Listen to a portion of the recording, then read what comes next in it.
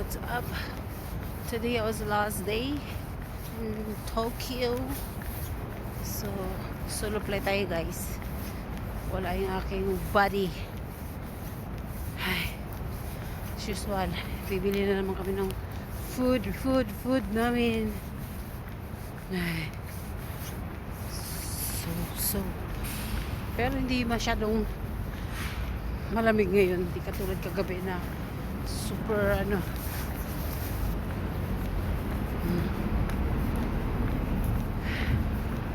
ganda talaga ng naalala ko lang din ang Korea.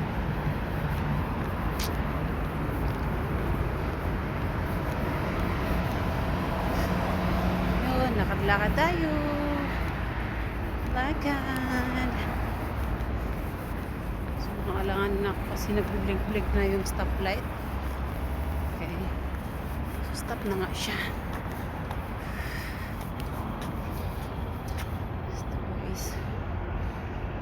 Last night na namin pala ngayon. Last night.